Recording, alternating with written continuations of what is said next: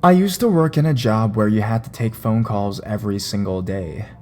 It was hell, the complaints, the drama.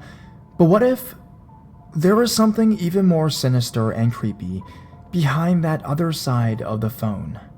Grab a blanket, turn off your lights, and remember that you are still safe over the phone until they find out where you are.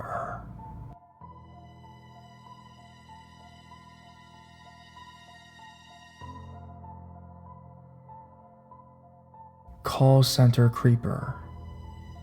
I used to work at a call center that handled the customer service calls for a very popular makeup brand. The department was made out of 40 women and maybe 3 men.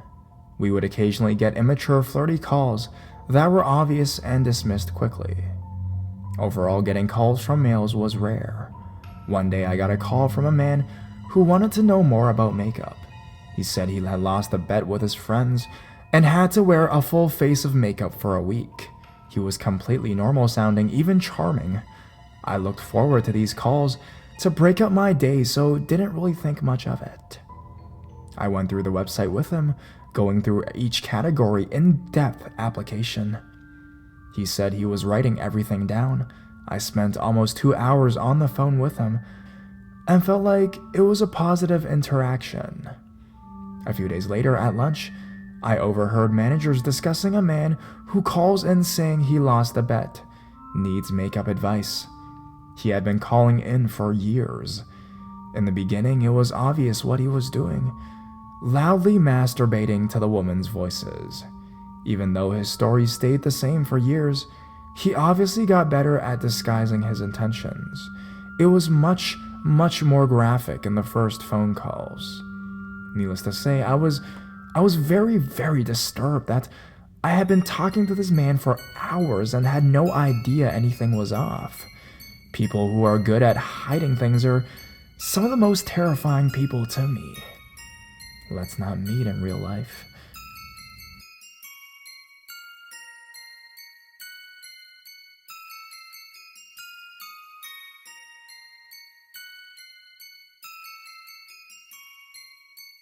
Call center creep. I started working at a call center around the middle of November. I was really excited to make more money. Don't do it, it's a trap. And I was even more excited to wear normal clothes and not a uniform. My first few weeks were just training, and once or twice a week, you could meet with team and supervisor, depending on what times you picked that you wanted your schedule to be. I chose the 10 a.m. to 6:30 p.m. shift. Training was 6 weeks long, and I was nearing the last 2 weeks of training when I got a friend request from someone I didn't know. Upon further investigation, I saw that he worked at the call center as well, but I had no idea who he was or how he knew me or my name. After I approved the request, I got a message from him. He explained that he was on my team, and he found out my name from a girl on the team who used to go to middle school with me. I have one of those really distinct faces, I guess. I always give people the benefit of the doubt, purely just because I've been judged a lot on what I look like, so I want to give everyone a chance before I shut them out. I will definitely think twice about that though.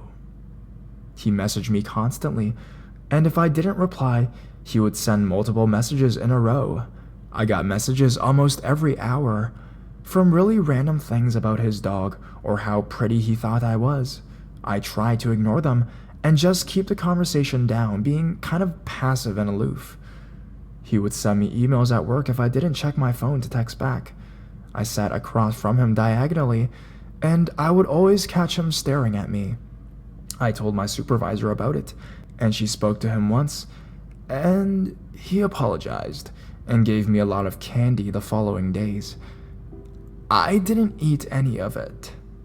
One week, he had scheduled PTO and wasn't going to be there for at least a week. I was super happy about that until he was in the cafeteria waiting. I asked him what he was doing, and he said he just wanted to talk to me face to face, that he valued our friendship, and that he didn't want to lose me over a misunderstanding. Why would you want me to come into work when you schedule PTO. Whatever, I just brushed it off. I talked to my supervisor again, and they moved him spots. But he still sent me emails and found reasons to walk by my desk. I ended up deleting him off Facebook when he called me 11 times and sent me 23 text messages in a row. After that, a day or so later, he messaged me asking why we weren't friends anymore and that I shouldn't do anything to stir up drama in the workplace. I had my boyfriend talk to him, and after that, I didn't hear from him again. I decided to leave the call center because, to be honest, it sucked and he was becoming a big annoyance, and having the supervisor talk to him wasn't helping. I was sitting in my living room one night with my boyfriend and roommate, and 2 police officers asked to speak with me. They said someone from my work was concerned about me and they felt it was important to do a checkup on me. They didn't say who it was, but I called in and asked my supervisor about it. She told me it wasn't her or the other team lead, and I told her who I thought it was, and that I would be leaving because of it. I'm super paranoid about it still, and the fact that he would go as far as to call the police. I don't even know how he knew where I lived.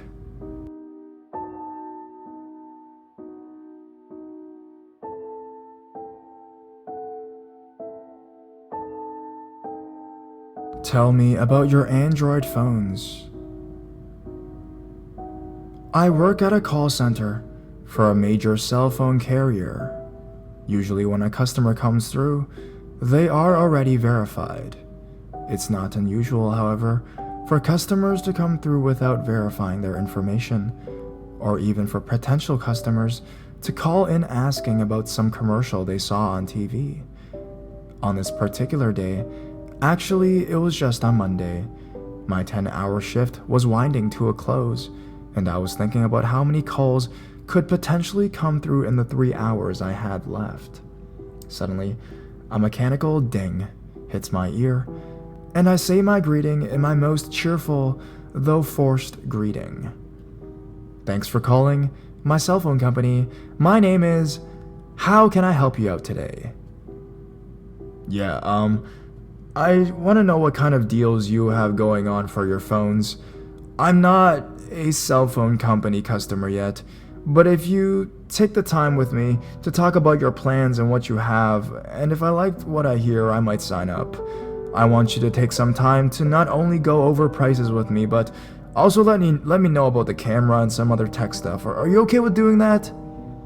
I'm going to interrupt myself right here to say that these types of calls are honestly the most annoying. There's no guarantee that they'll even sign up, and even if they decide to, I can't open an account. They have to go to a specialist. The other really annoying thing is that they can basically do all of this window shopping online like normal people. Anyways, I eagerly say that I'm able to help him out, and I start asking him what type of phones he's looking for. Generally, every customer, even customers who are window shopping, have some kind of idea what they want, or at least what type of operating system they want to use.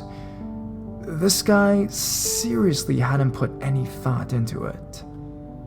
Tell me about your Android phones. There are a shit ton of phones. I don't even know where to begin. I just started going through the different more popular phones. I start telling him about the tech specs, and as I'm talking, I'm hearing something in the background. It catches me off guard, and I pause for a minute, trying to determine if I'm actually hearing it or if I'm just jumping to conclusions.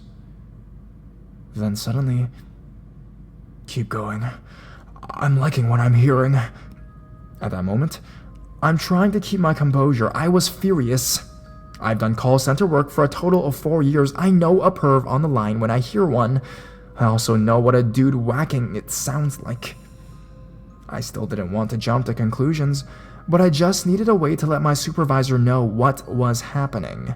I pretended that my webpage was taking extra long to load. Oh my goodness, I'm so sorry. My system is having a slight issue. Can I place you on a brief hold while I reset it? I am so sorry about that." "Yeah, that's fine. I'll be right here." I immediately stood up and went to my supervisor.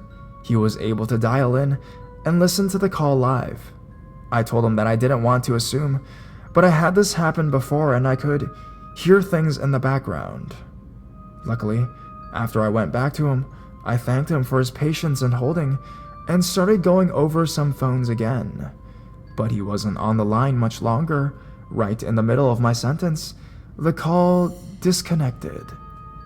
It makes me sick to know that there are seriously some people out there who call random call centers to find a girl with a nice voice to have some kind of ear rape session. Honestly, I felt very violated and had to take a minute to compose myself.